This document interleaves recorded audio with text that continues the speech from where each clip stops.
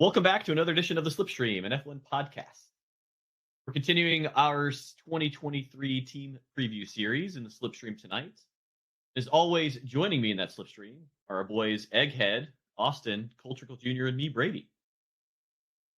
As a reminder, we're going through the list of teams 10th through 1 from their 2020 finishing position. So if you missed our Williams recap, be sure to check it out.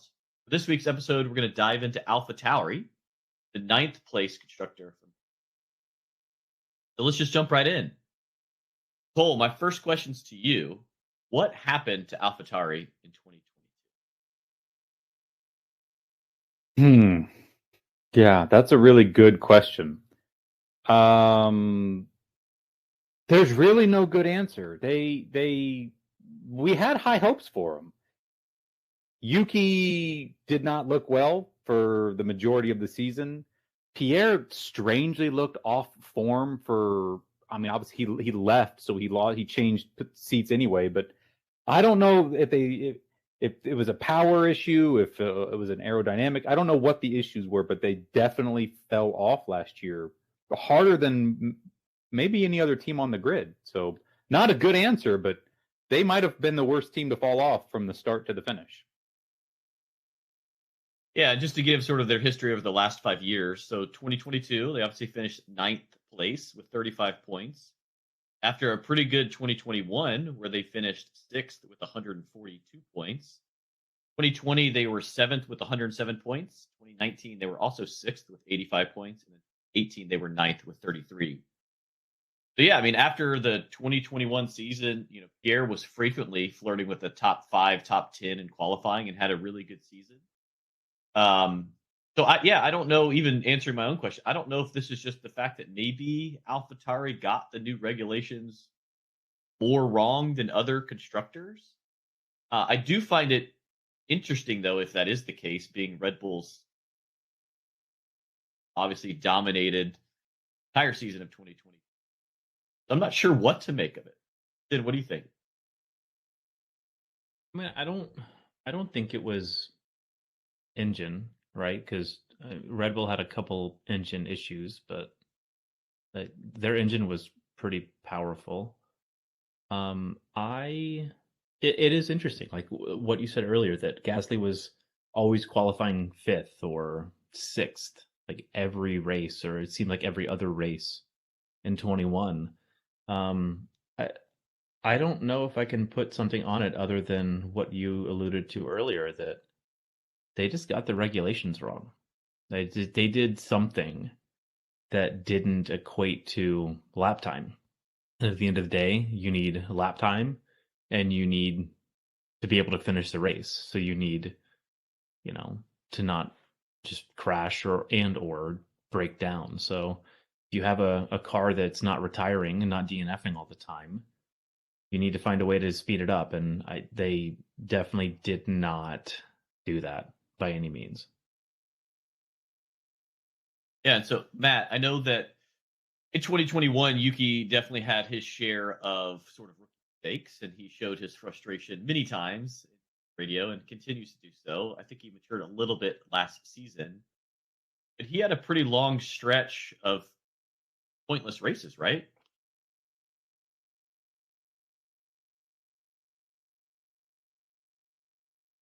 Yeah, he didn't finish with a point for 12 straight races in the middle of the season. Now going into his first race, he is 2 for 2 on scoring points in Bahrain, but he showed promise. Pierre was well in 2021. You would think that it's more of a car issue than a driver issue, but they had the biggest drop from any team, not just percentage points, right? They dropped 75% of their points from 2021 to 2022.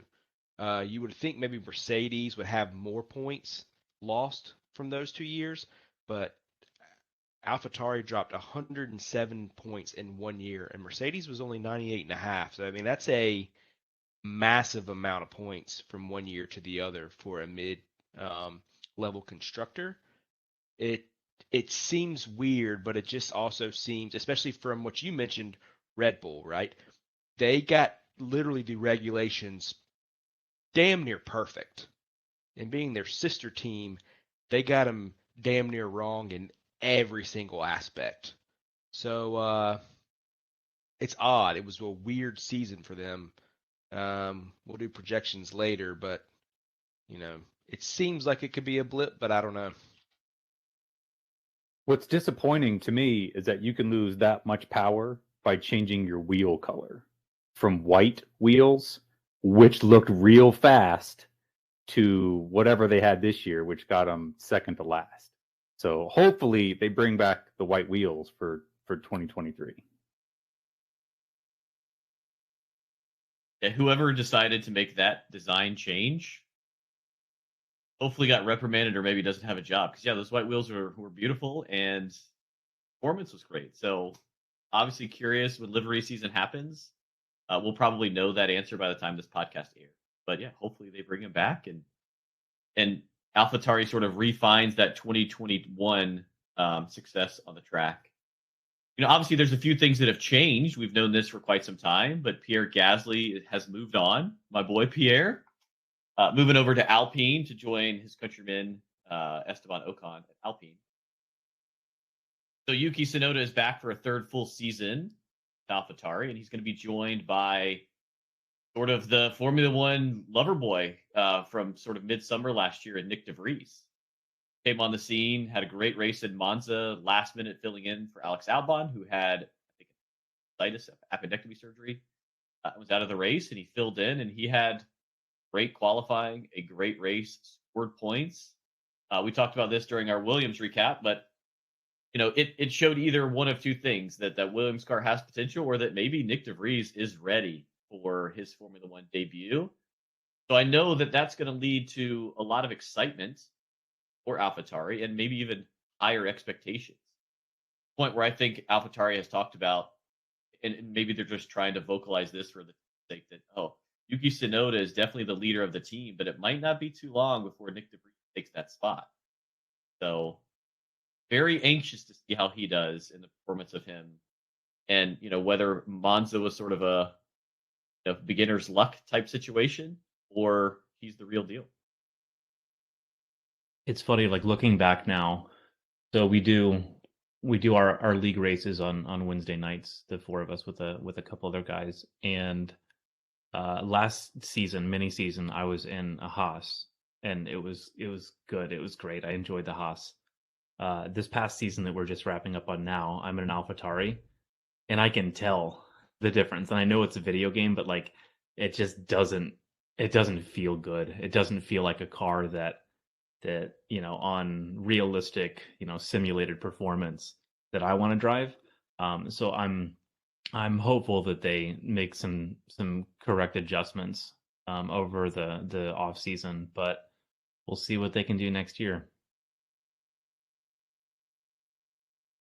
And Cole, I know that you love the rumor mill as much as anyone on the podcast and maybe in Formula One.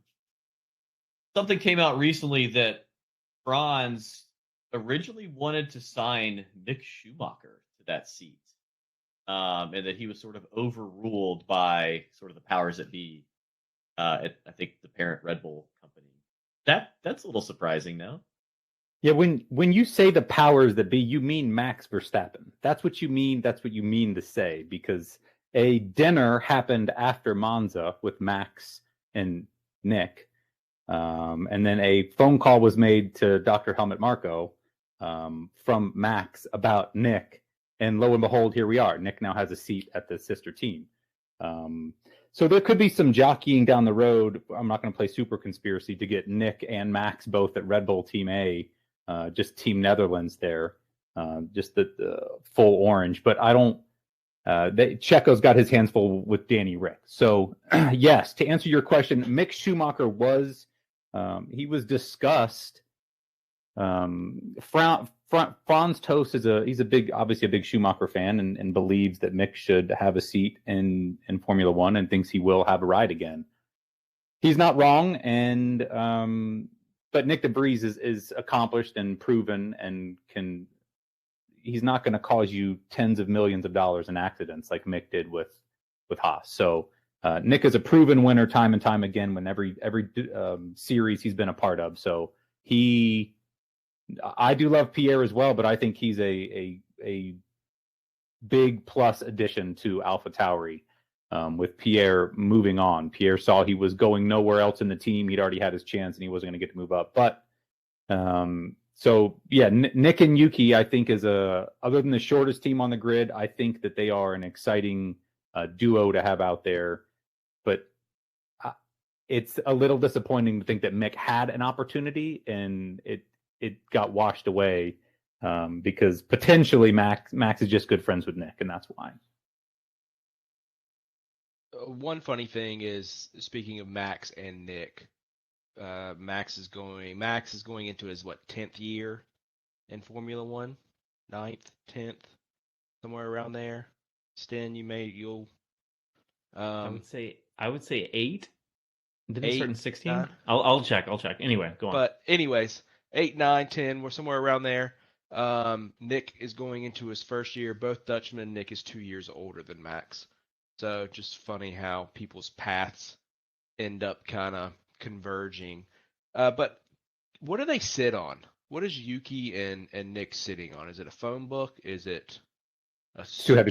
It's got to be foam. Phone book's got to be too heavy. So maybe styrofoam? Something. I mean, you stack them on top of each other, they're barely touching a basketball rim. So when we got it's.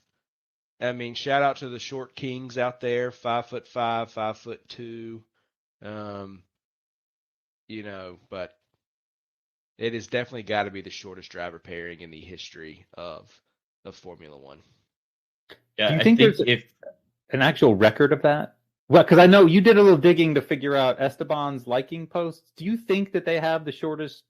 Like, it's got to be a record somewhere, right? Because there's no doubt about it. It has to be the shortest.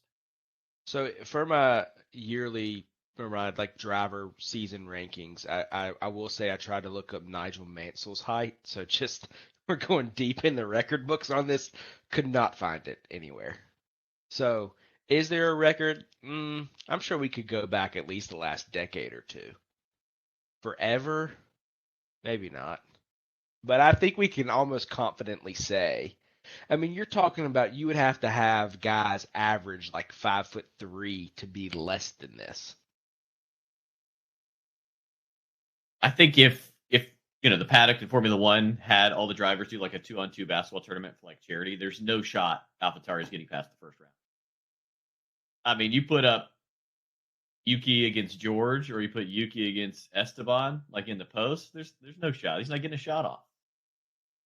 I'd love to see the it. Video that F1 released on YouTube last year about the drivers blind guessing the height in order, and they're like, "Oh man, those guys are straight lying. I've seen him standing next to whoever, and that guy's way taller." Yeah, I think they have Nyck de Vries listed at 5'6". I'm going to take the under on that. That might be with shoes on a phone book. I can't wait to see the side-by-sides with he and Yuki. He wasn't taller than the dolly that they wheeled him over from the Mercedes to the AlphaTauri paddock. He wasn't taller than that. So, I mean, I don't know what the standard dolly height is over in, on the other side of the hemisphere, but if you're not touching that, then you're not hitting 5'6". I will say, though, shout out to Nyck de Vries, though, on his Instagram. Kid is shredded. He trains hard. Ripped. He looks fit. Shredded. Unlike Max, right? This kid actually looks like he trains. He's in outstanding shape. He's a little older, but I'm pumped for Nyck. We saw actual sweat on this man from a video that we haven't seen from the Dutchman in 8 years of Instagram posts. But how strong is his mind? Well, I was going to say Max doesn't sweat because he has no emotion. Unless he's losing because the server drops in a 4-hour race or whatever he was doing. Max is the first sentient AI. I think he's just a robot. He's not even a human being. There's nothing wrong with being a little mechanical every now and then. Oh, I'm just saying. There are plenty of times when he's not mechanical, like when trying to let his teammate, not wanting his teammate to go through. But all right, this is the AlphaTauri podcast. We're not on a max. Let's move on. We're still in the family, but we'll just come back to the other side of the family. Yeah, well, one point I want to bring up, we talked about this, and obviously everyone knows this. AlphaTauri is Red Bull's sister team. So why weren't they better in 2020? And should there be systems on the grid? Feel about that. Because look, Red Bull absolutely dominated 2020. Max dominated. So is Red Bull just not feeding AlphaTauri information? It just goes the other way around, that AlphaTauri is feeding Red Bull information to make the A team better than the B team. The B team's just there to get data and share it with the A team. Shouldn't that be sort of a reciprocated relationship? I don't think they can share data. I may be completely naive, but I don't think they're allowed to share anything.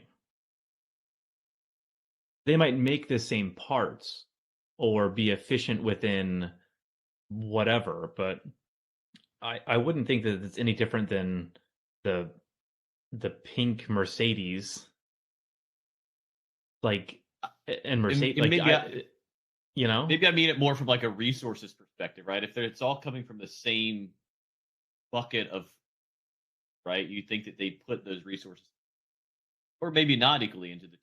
It was just, to me, the point is, very surprised to see how much success Red Bull had last year, but then AlphaTauri had the inverse, right? They improved the least. I don't think, and if Sten's right, maybe they can't. If they can't share data, and they may not be able to, there's definitely can be a better understanding of the data, though, because of what they do know. There is an in-depth knowledge more than they would have, that Red Bull or Alpha would have versus an Aston Martin or a Haas or a Mercedes. They know each other a little better, so there can be a better understanding to extrapolate more data or what they want to see because of that. So I do think there is an advantage. I guess that question is on a scale of 1 to 10, where does that advantage lie? Yeah, but if you look at it, if you just take a step back, if you were to say that AlphaTauri released a new wing at Hungary, they tested it, it worked well. Red Bull comes out with that same wing. They're using a second team's budget to help fund their championship drive. I don't think that there's any type of sharing of data. I think that they might have parts like Ferrari and Haas. It's the same conversation, right? Ferrari supplies Haas a lot of their parts. It doesn't mean that Haas is a Ferrari or that it will drive like it. But I don't know. I definitely think that they underperformed drastically. Yeah, and all the years, Brett, you mentioned earlier in this podcast the years that they finished. They've never finished fifth. Franz Tost has said that's his goal, that's his dream as the team principal of AlphaTauri, is to finish fifth in the constructors. They're not looking to win a championship. He's looking to finish fifth. They finished sixth multiple times, ninth last year. So obviously they fell off last year, but I mean they may be sharing some data or having enough eyes on it that they can with a sister team that they can help each other out. But I mean, if they've never even finished fifth, they're obviously not helping each other a ton, because they could be 1 and 2 if that's the case, and it's obviously not. Yeah, I mean, I get it. They're obviously two discrete teams. They're two separate teams owned by the same parent. So, I just mean from the pool of resources available to them should be the same effectively as Red Bull. Now, Red Bull clearly has more talent. Maybe they are obviously the A team, right? So yeah, I'm more just curious as to why AlphaTauri can't get fifth, right? They've got the resources to get fifth. Now, is it just a matter of having the right drivers? I mean, Pierre Gasly obviously had some success. I'm personally a huge fan, but you could tell they needed to separate, right? It was time for him to move on. It was time for him to move out of the Red Bull sort of arena. And now he has that chance with Alpine, and in comes Nyck. So, Matt, I know you mentioned that Nyck's an old rookie, but clearly a talented, deserving driver. I think everyone that had an open seat wanted him at some point last season. AlphaTauri's got him. So, will it be enough to move them up the order in 2023? we're all anxious to find out. I think if they want to take a step forward next year, I think that they pay Adrian Newey as an independent contractor to help escalate their team. There's already rumors that 6 or 7 teams are over the budget cap last year. Drama around that. Super exciting. Yeah, I mean, look, I think the one, as just sort of the on and off the track fan of the sport, one thing that we will miss is the bromance between Pierre and Yuki. They obviously developed a great friendship, a lot of great funny videos and moments between the two of them. So sad to see that go. I know recently, as we record this podcast, they ran into each other at a gym. That was cool to see them together. Pierre is obviously spending some time rekindling a fractured relationship with his new teammate, but hate to see that bromance and that relationship change. Maybe there'll be some interesting battles on the track between the two of them, but yeah, hate that we won't see those moments between those two because they were a fun pair. So for 2023, as we did with our Williams podcast, and we'll do this with every constructor leading up to the season, Bahrain, make some predictions. Matt, how will AlphaTauri season go in 2023? Where do you see them finishing? I think they're probably back up in that 6th spot, 6, 7. I think they have a shot. I mean, the question was just last year a blip. And I will go, because of the resources, they don't have a driver that's got 1 foot in and 1 foot out. Yuki's got another year on his belt. Nyck de Vries is definitely talented. I think they can get to 6th. I know Franz wants to get to 5th, but they've never gotten to 5th. It sounds like it may be Franz that's the problem. Just get him out of there. I mean, if you're constantly getting in 6th and your goal's 5,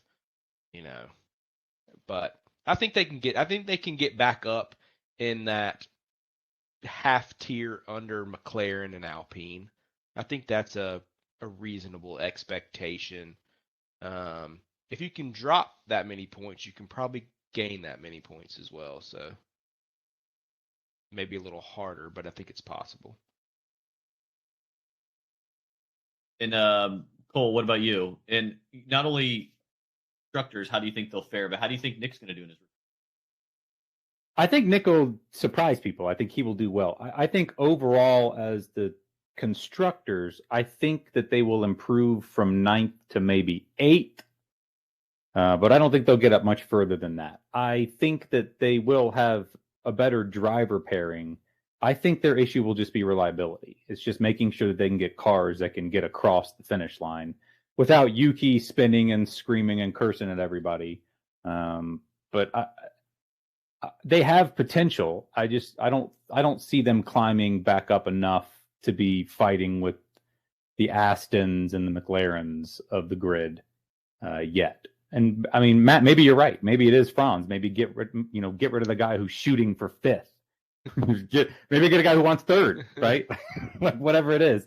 But I think with the amount of money that's getting just poured in, I think that's gonna be hard for AlphaTauri to close the gaps in some areas, even with adding a talent like Nyck de Vries. So excited for Tauri, but I don't think that they make a big jump. And what about you?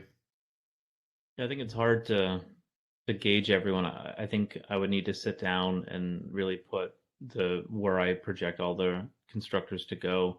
I think they can move up slightly, maybe a spot or two. I will say that another, again, bold prediction. I think that Nick will outscore Yuki in his rookie year. I think he should have the talent, the capability. I think Yuki's a talented driver, but he's not upper echelon talent. He's extremely hot-headed, and I think that gets the best of him sometimes. I think we've all been there smashing some controllers in the day. We just can't, we're not getting paid to smash F1 cars, and neither is he. So I think he needs to kind of dial it back a little bit. But I do think that Nick has a great opportunity, and I think that he can probably recognize that he has an opportunity to join Red Bull in 2-3 years. I don't think Yuki feels the same way. I don't think Yuki feels like he would have an opportunity to be at the championship team. So I would just think that Nyck, identifying that he is a little bit older in his career as a rookie, not wanting to waste that opportunity, especially because he has Helmet on his side, he has Max on his side, so he needs to kind of take this season by the horns. And I wouldn't be shocked that in the next 3 years, maybe he's mid-season swapped into the main Red Bull team. Checo doesn't have a contract next year. Not saying that it wouldn't be that early, but they bring somebody in that doesn't perform well, and he has performed well for a year and a half.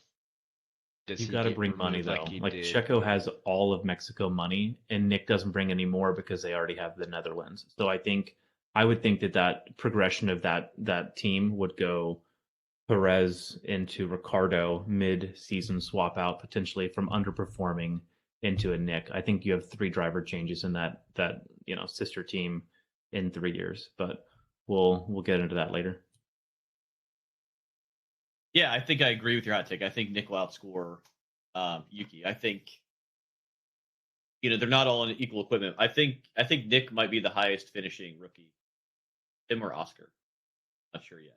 But yeah, I think that AlphaTauri could maybe move up to 7th, and I look at it this way: they'll be better than Williams. We're hopeful for Williams to improve, and we think they have the right momentum, but I think it's going to take another. I think they'll probably be better than Haas, maybe. To me, the biggest dropper for this season might be Alfa Romeo. They obviously lost their team boss. They struggled mightily towards the back half of last season.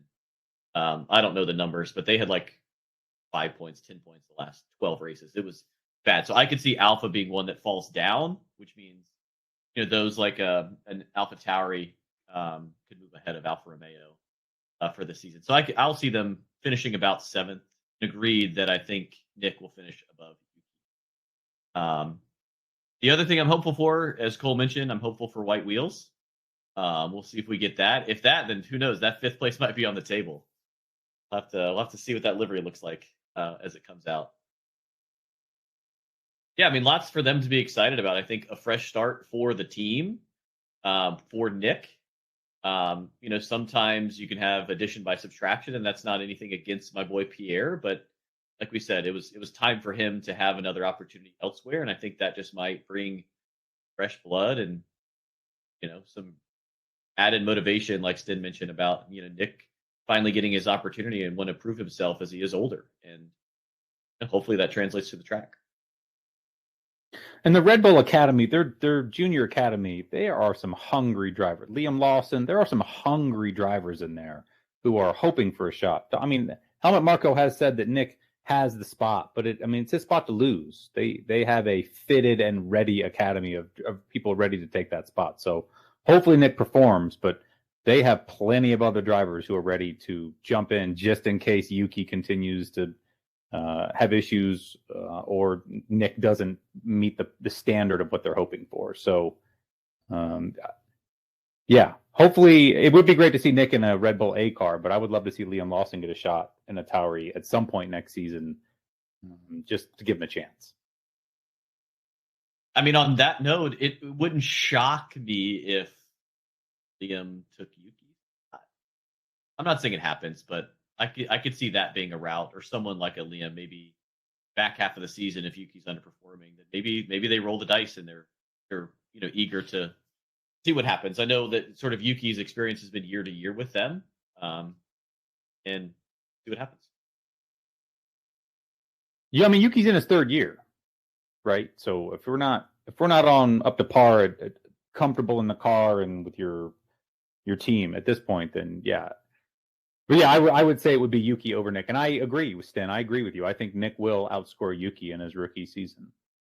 So I think that will be fun to watch. But yeah, I think that Red Bull, I think that they have the best pool of drivers to pull from between their 2 teams and all their junior academy. So yeah, big stuff. Love it.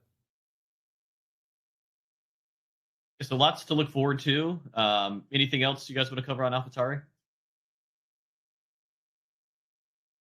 Yeah, I mean, if not, I think based on his one race last year, there's a lot of hype, a lot of expectations around Nyck's rookie season, and yeah, he's a good guy to have on the track, well-deserved driver, and joining the group and joining AlphaTauri. So we're hoping for good things for him and the team this year. So again, we're going to go through all 10 teams. So we've done Williams and now AlphaTauri. Next up will be Team Haas, and then we will jump into the others. So be sure to check all those out. We're getting you prepped and ready for the 2023 season here on the Slipstream, the F1 podcast. As always, thanks for tuning in. We'll catch you next time.